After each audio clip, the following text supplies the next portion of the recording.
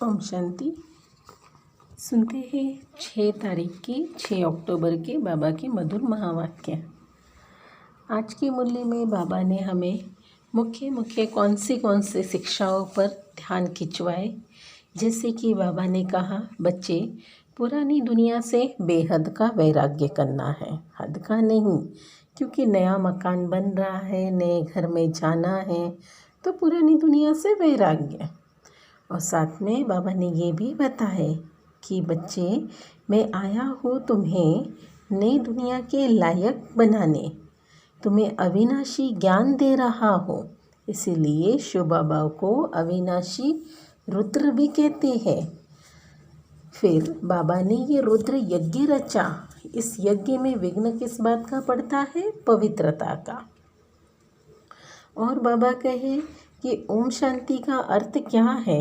ओम माना अहम, मैं, मम ये शरीर, माना मैं आत्मा और मेरा ये शरीर, इस बात को पक्का कराए।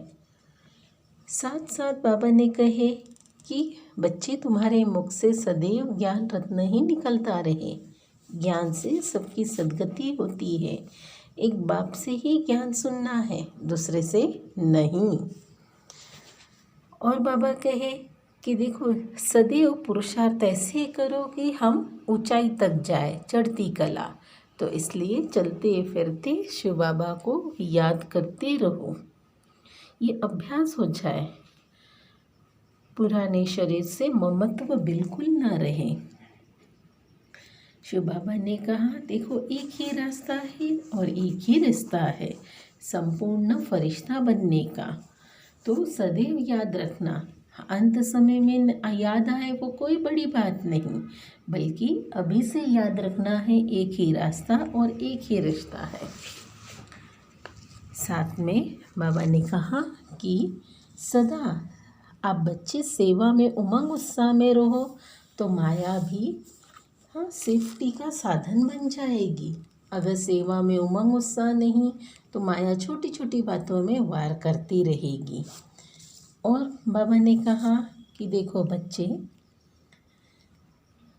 निरंतर ईश्वर की याद बैठी रहे, उसके लिए हमें पुरुषार्थ क्या करना है? चलते फिरते उठते बैठते याद करना है। सबकी बुद्धि से ये निकाल देना है जो सबने कहा कि ईश्वर सर्वव्यापी है। अगर सर्वव्यापी होते तो फिर वो विनाशी बन जाते, अविनाशी तो नहीं रहते। अब सुनते हैं मुरली संक्षेप में। सार में शिव बाबा ने कहा, मीठे बच्चे, इस पुरानी दुनिया से बेहद के वैरागी बनो, क्योंकि बाबा तुम्हारे लिए नया स्वर्ग रूपी घर बना रहे हैं।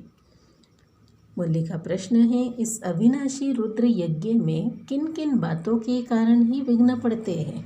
उत्तर है, यह शिव बाबा का रचा हुआ अविनाशी रुद्र यज्ञ है। इसमें तुम मनुष्य से देवता बनने के लिए पवित्र बनते हो, भक्ति आदि छोड़ते हो, इस कारण विघ्न पड़ते हैं। लोग कहते हैं शांति हो, विनाश न हो, और बाबा ने यह रुद्र ज्ञान यज्ञ रचा है पुरानी दुनिया का विनाश के लिए। इसके बाद ही शांति की दुनिया आएगी। सुनते हैं धारणा के लिए मुख्य सार। पहली पॉइंट है, मुख से सदैव ज्ञान अमृत निकालने हैं।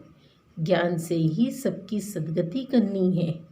एक बाप से ही ज्ञान सुनना है, दूसरों से नहीं।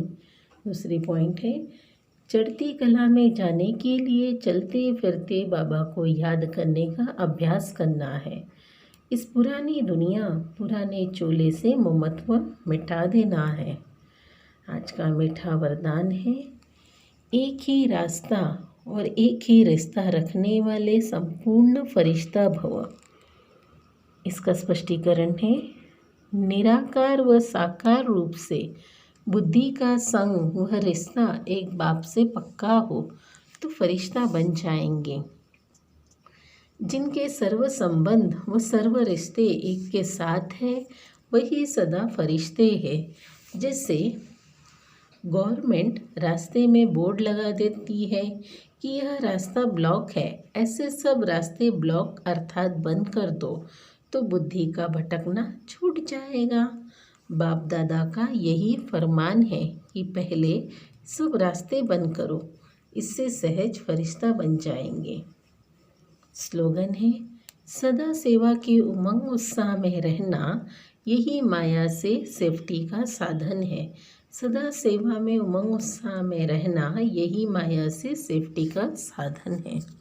अच्छा, शांति।